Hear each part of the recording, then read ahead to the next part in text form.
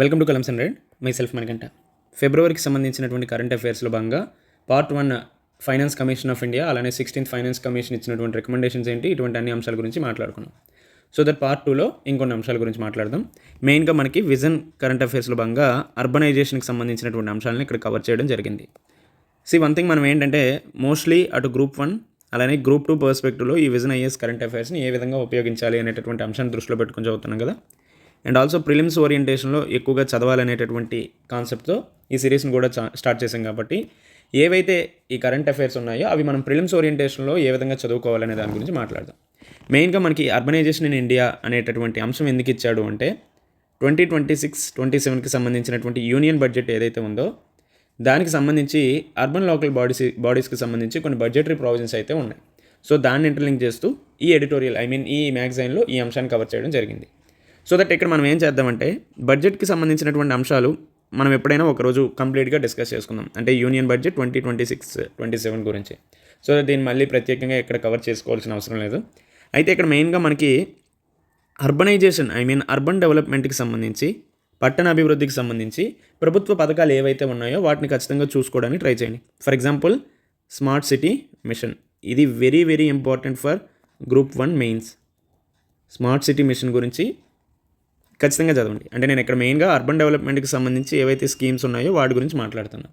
One is smart city machine, second one is Amrit 2.0. So what is Amrit? Atal mission for rejuvenation and urban transformation.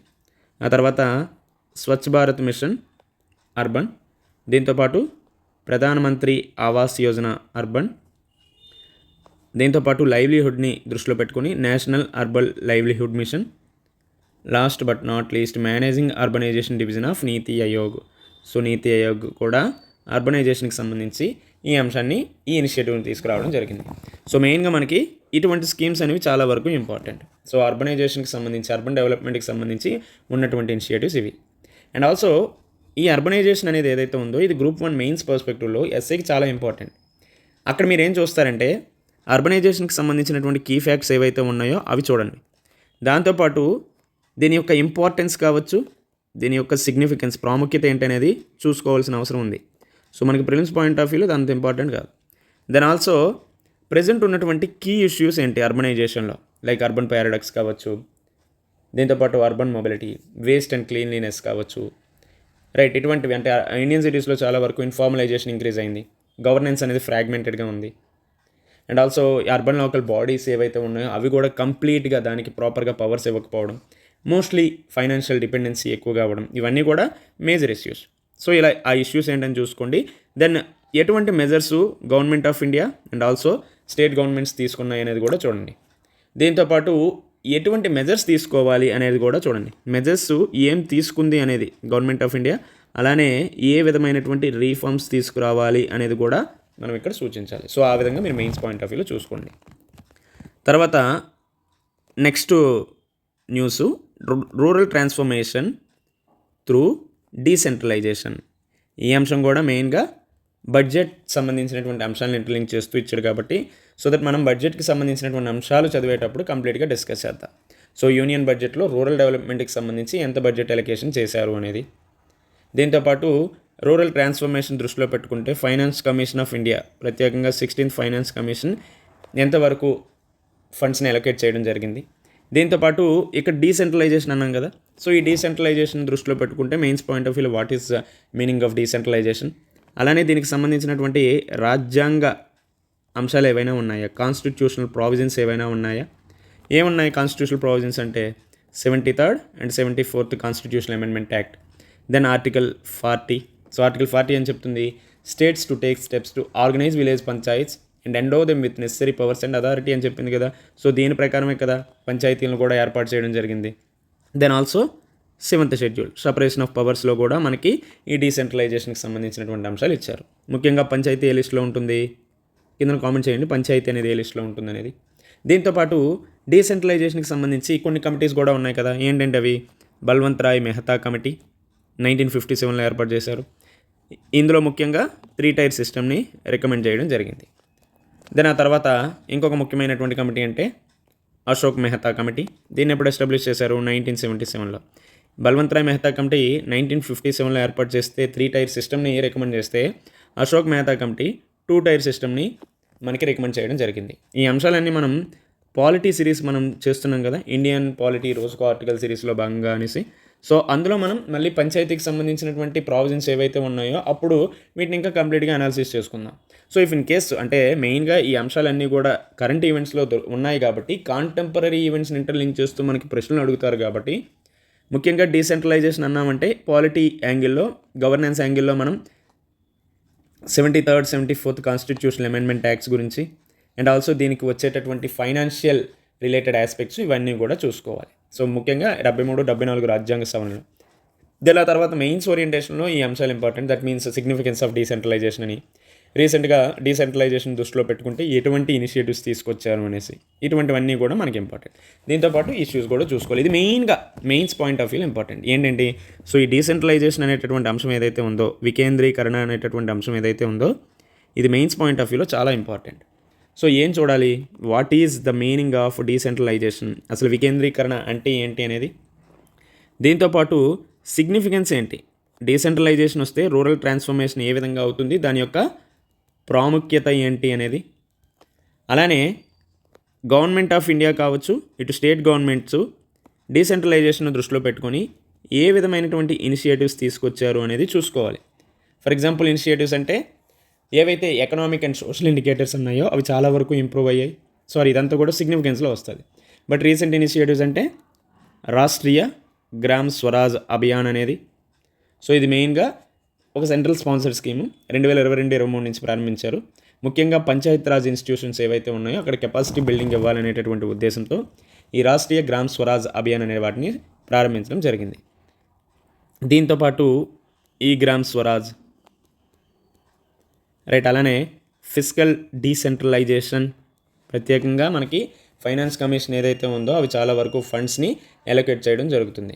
దీంతోపాటు కొన్ని ఇనిషియేటివ్స్లో భాగంగా digitisation initiatives కూడా ఉన్నాయి.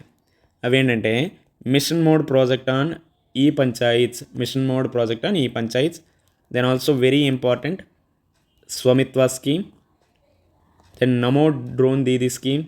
ఇవన్నీ కూడా రూరల్ ట్రాన్స్ఫర్మేషన్కి సంబంధించి డీసెంట్రలైజేషన్ ఇనిషియేటివ్స్గానే చెప్పుకోవచ్చు. దెన్ ఆల్సో ఇంకొన్ని ఎంపవరింగ్ వేరియస్ సెక్షన్స్కి సంబంధించి స్కీమ్ కూడా తీసుకొచ్చారు. ఫర్ ఎగ్జాంపుల్ యూత్కి సంబంధించి అయితే మోడల్ యూత్ గ్రామ సభసి, అలానే ఉమెన్ రిలేటెడ్ అయితే సమావేశీ అజీవికా యోజన.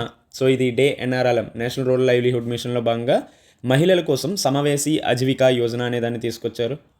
దీంతోపాటు ఎంప్లాయ్మెంట్ అండ్ స్కిల్లింగ్లో భాగంగా మనకి MG నరేగా కావచ్చు.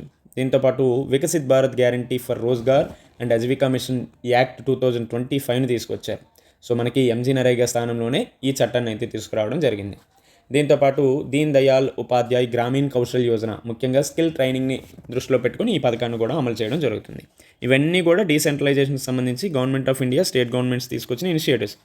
అయితే దీనికి సంబంధించినటువంటి ఇష్యూస్ ఏంటి ఉన్నాయి అనేది కూడా చూసుకోవాలి. దెన్ ఇష్యూస్ గురించి చెప్పామంటే ఏం చేయాలి, వే ఫార్వర్డ్ ఏంటి అనేది కూడా సూచించాలి కదా, ఏ విధమైనటువంటి రీఫార్మ్స్ తీసుకురావాలి అనేది కూడా మనం సూచించాల్సిన అవసరం ఉంది. సో ఈ విధంగా మనం మెయిన్స్ పాయింట్ ఆఫ్ వ్యూలో చదువుకోవాల్సిన అవసరం ఉంది. దెన్ ఆ తర్వాత ఫ్రీబీస్ గురించి ఇచ్చాడు, ఉచితాలు. సో ఇది ఎక్కువగా న్యూస్లో వినిపిస్తుంది. సో ఇది మ్యాక్సిమం గ్రూప్ 1 కావచ్చు, UPSC మెయిన్స్ పాయింట్ ఆఫ్ వ్యూలో లేదంటే ఇంటర్వ్యూకి వెళ్ళేటప్పుడు ఈ టైప్ ఆఫ్ అంశాలు ఎక్కువగా అడగడానికి ఛాన్సెస్ ఉంటాయి.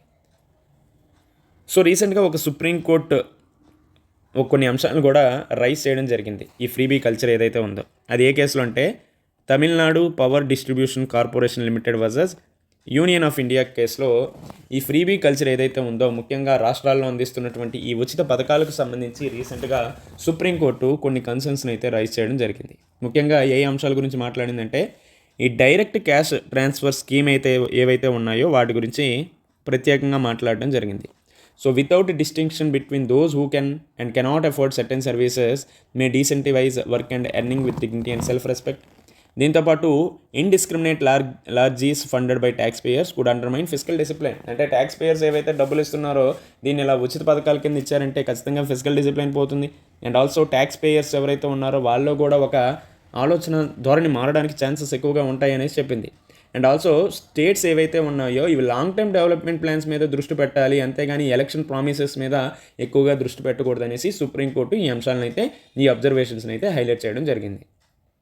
Right, about freebie culture, about freebies what is what అనేది మీరు చూసుకోండి, అది అంత ఇంపార్టెంట్ అనేది కాదు. బట్ దీనికి సంబంధించి అంటే ప్రత్యేకంగా ఫ్రీ బీస్ గురించి అందరూ మాట్లాడతారు, బట్ దీనికి సంబంధించి కాన్స్టిట్యూషనల్ ప్రావిజన్స్ మన భారత రాజ్యాంగంలో ఏమైనా ఉన్నాయా అంటే ఎస్, చాలా వరకు మనకి కాన్స్టిట్యూషనల్ ప్రావిజన్స్ ఈ ఫ్రీ బీస్ గురించి ఉన్నాయి.